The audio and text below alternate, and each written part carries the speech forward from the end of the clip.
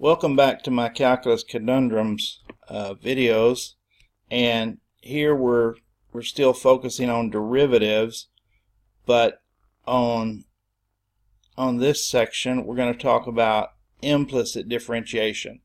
Now, you might want to review some discussion on what is implicit differentiation, because I'm just going to give you just a quick definition of it right here, and then I'm going to work some examples. Implicit differentiation is when you're trying to find the derivative of, say, the function y with respect to x, but the function is not written where y is isolated like it was in a lot of our previous examples. A lot of our previous examples we had like y equals x squared, or y equals square root of x, or y equals sine of x, or something like that. Here the y is embedded in the function, and so either you can't find y, or you can't solve for y in terms of x, or it's very difficult to solve for y in terms of x.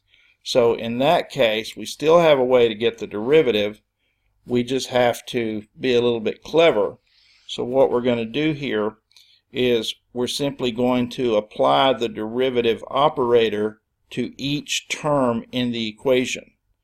So here I have three terms. I have xy, I have minus y cubed, and I have 1. So notice here I'm going to apply to the xy, I'm going to apply the derivative with respect to x to that, and then I'm going to apply it to the y cubed, and I'm also going to apply it to 1. Now remember, the thing to remember here to keep you out of trouble is to remember anytime you're dealing with y is some function of x, and we don't know what it is. It could be y could equal x squared, y could equal square root of x, y could equal e to the x, we don't know. So we have to apply the chain rule anytime we're doing a differentiation problem that involves y. Okay, so just keep that in mind. Alright, now let's take the derivative of xy with respect to x. Okay, so that's a product, so I'm going to have to use the product rule. So to get the derivative of xy, I'm going to say x times the derivative of y with respect to x, and I'm just going to let that be y prime. So let me write that so you just know what y. So anytime you see y prime, that's the same as the derivative of y with respect to x. Okay, so go back to the product rule. We do x and then times the derivative of y with respect to x, which we write as y prime because we don't know what y is. And then we do y and then times the derivative of x with respect to x. Well, if you're taking the derivative of a function of x with respect to x, you can just differentiate it like you normally do. So the derivative of x with respect to x is simply 1. So I would just have y times 1 here. So the derivative of that product, let me highlight it for you, is just this portion right here. Okay? So xy prime plus y is the derivative of xy with respect to x. Now I need to take the derivative of y cubed. Well, to find the derivative of y cubed, I'm going to have to use the general power rule where I write 3y squared, and then remember we have to multiply by the derivative of the inside because we don't know what y is, so we have to represent a factor of y prime along with that.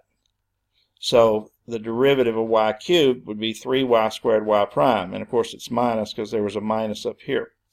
Now the derivative of a constant is always going to be 0, so we're good there. Now the idea here, in order to get the derivative, we need to isolate y prime somehow. So I want to look at, I want to show you, let me get rid of this and I'll show you what I want to look at. If you'll notice, I have a y prime in this term, and I also have a y prime in this term. So I want those two y primes to stay on the same side of the equal sign, but I want to get rid of this y.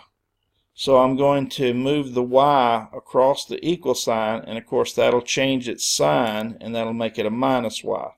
So when I move it across the equal sign, I'll get a minus y right here. But now I've got these two terms with y prime in both of them. So to isolate y prime, I just factor the y prime out of these two terms.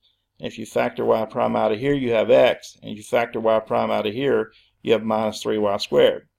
Now all I have to do to solve for y prime is just divide both sides by this factor, x minus 3y squared. And so when I do that, I'll get minus y divided by x minus 3y squared. And there's nothing wrong with that answer. That answer is just fine. But if you wanted to, if you didn't want the numerator to be negative, you could multiply the top and bottom of that fraction by -1, and then that would change the numerator to positive, but of course it would also change each of these signs. They would change signs. So that went from minus 3y squared to 3y squared, and the positive x became minus x. Okay, let's take a look at another one. So again, I'm going to take the derivative of each of these three terms. Now this step right here, where I'm showing you what I'm going to do, you can actually bypass this step as long as you know what you're doing. But this is just a step that's showing you I'm going to take the derivative of each term with respect to x.